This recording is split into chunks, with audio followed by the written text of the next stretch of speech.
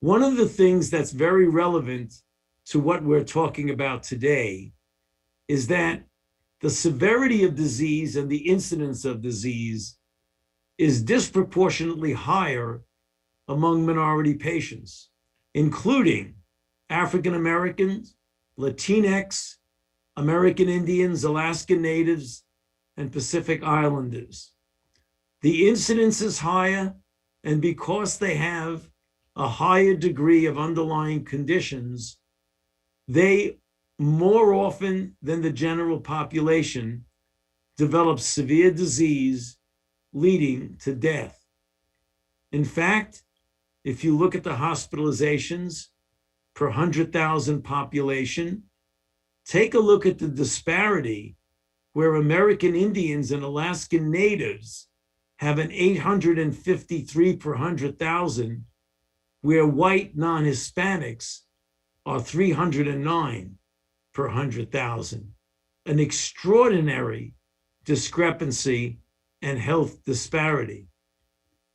In addition, if you look at deaths per 100,000, look how high up there American Indian or Alaskan Natives are at 163 compared to 118 per 100,000 among whites. If you look at the rates of COVID-associated deaths among minorities, note again the disparity of younger individuals, where younger American Indians or Alaskan Natives, shown on the left-hand part of the slide, clearly have a higher rate of death per 100,000 during their younger years compared to whites. Why does this happen? There are long-standing systemic health and social inequities that drive COVID-19 disparities, such as discrimination, limited healthcare access and use, occupations that disproportionately put minority populations in the public, in communication and in contact with people who might be infected. The educational income and wealth gaps, and the housing where people may live in crowded conditions, and there makes it very difficult to follow prevention strategies. Let's turn for a moment to therapeutics, the treatments of this. There have been a number of trials that have been done, and several of these therapeutic modalities have now been approved either through an FDA approval or an emergency use authorization, such as with monoclonal antibodies, convalescent plasma, and for advanced or moderately advanced disease, we have dexamethasone, which has been shown to decrease the 28-day mortality significantly when compared to a placebo. So these are just some of the therapeutics. What we're working on right now is to develop direct-acting antiviral drugs similar to what we successfully did with HIV and then subsequently with HCV.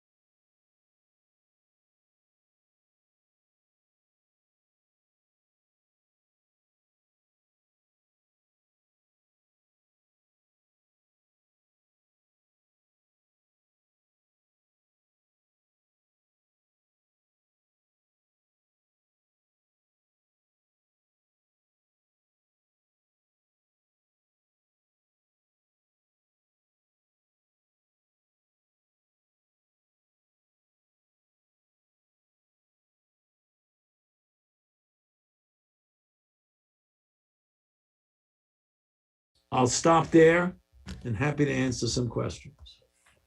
Thank you for all of those remarks, Dr. Fauci. We will now begin taking questions. Please place your questions in the chat box now, along with your tribal affiliation. Dr. Fauci will not be responding to questions from the press today. Thank you for your understanding. Dr. Fauci, our first question today comes from Chairman Mark Fox from the Mandan, Hidatsa, and Arikara Nation. Given our tragic and traumatic history of virgin soil epidemics to many tribal nations and continued immense fear by Native Americans regarding diseases like COVID-19, what recommendations do you make building confidence in the vaccine's receptiveness in Indian country? Well, thank you for that question. I tried to at least begin to address it with some of the slides. The hesitancy of minority populations, African Americans, American Indians, and others, in getting involved in projects that are run by the federal government in the arena of health is understandable because of the history of abuses against minority populations. So the first thing that I do is make sure that people understand that I totally respect and understand the hesitancy. And I'm not criticizing it, but I want people to at least understand the following, that those abuses cannot happen in today's environment because of the strict ethical constraints that have been put on any project that involves health interventions, vaccines, drugs, or what have you, involving anyone, particularly minority populations. And then to try and go step by step and outreach to the people in the tribal nations and explain to them what their hesitancy might be. Do they think that the vaccine was developed too fast? Yes, it was fast, but it was fast because of the extraordinary scientific advances that had been made over the previous decades. So safety was not compromised, nor was scientific integrity compromised. The speed is actually a reflection of scientific advances. Then other people may say, well, how do we really know that it truly is safe and effective? Is this the government lying to us? Is this the pharmaceutical company wanting to get a lot of money?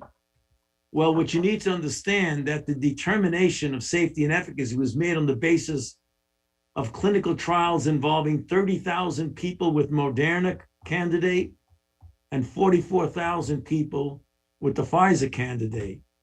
And the results were examined and decisions were made by an independent data and safety monitoring board that is beholden to no one, not to the government, not to the company, but is beholden to the American public, including you all, so that the entire process was independent and transparent.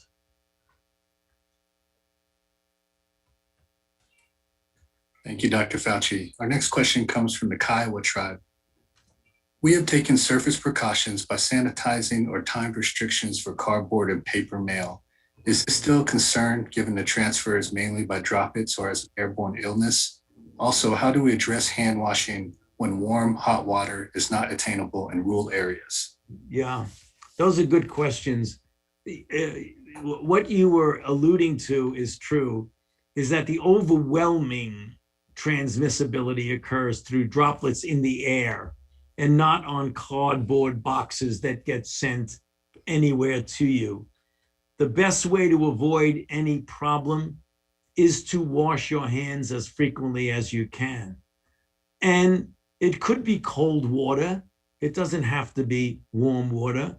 And even if you don't have the availability nearby of water, then try to get, and I don't know how easy that would be for you, to try to get some of these alcohol sanitizers and put them in appropriate places where people can just quickly give a spurt like that, go like that, And if you don't have accessibility of water nearby, something as easy as that will get your hands sanitized appropriately. Thank you, Dr. Fauci. Our next question from our audience is, with cases going down, should people begin to schedule preventative healthcare visits that they may have been putting off? The answer is likely yes, but make sure you do it in a very careful way, that you wear a mask, you do all the things that are still the public health mandates, physical distancing, avoiding congregate settings. But now that the rate of infection is precipitously going down, first of all, the easiest way to get back to some sort of normality, like visiting physicians for your normal healthcare checkups, things like that, would be to get vaccinated when the vaccine becomes available to you, or to get involved in a vaccine trial as a way of getting vaccinated. But the answer to your question is, as the level of infections go down, you can start to do things that are also related to your health, so long as you do it carefully and including continuing wearing a mask. Thank you. Our next question from our audience is, our young people are refusing the vaccine. Is there a plan specifically in place for younger generations? The answer is yes, and it's an outreach on the part of the government, particularly with a task force that has been formed by President Biden, called an Equity Task Force, that's headed by Dr.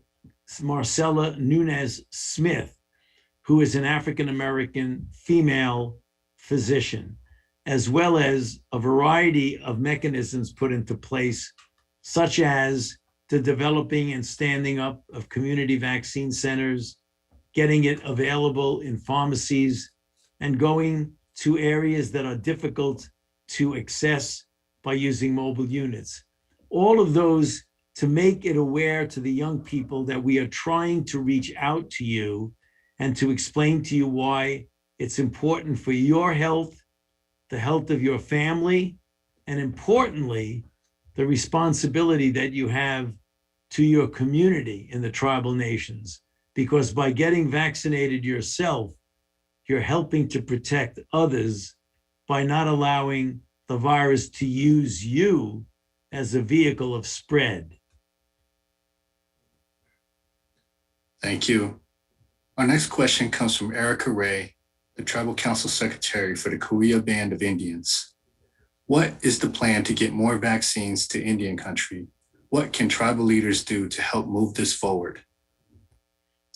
You know, one of the things that can be done is to communicate and reach out to the local authorities that are responsible. I imagine, I believe, that vaccine would come to the Indian country via the Indian Health Service.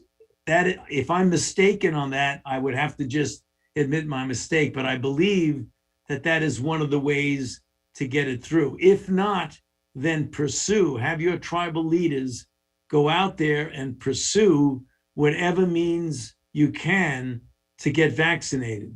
Because when your time comes up, be it because you're elderly, you have an underlying condition, or you're in a particular dangerous situation, you should have vaccine available to you.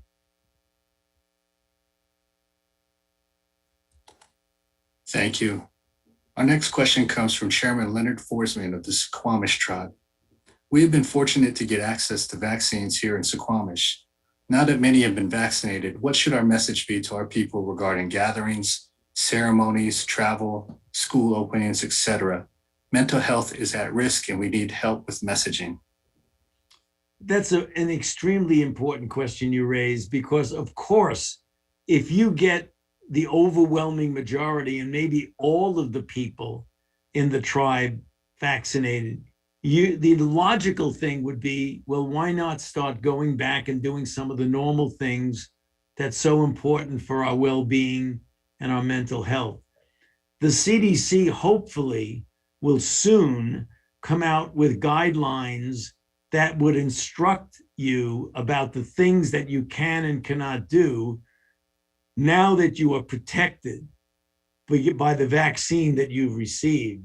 So I would hope that guidelines will be coming out soon, because they're logical questions. Of course, if you have members of a family that are all vaccinated, you could start doing things together in council or in gatherings that you were not able to do before.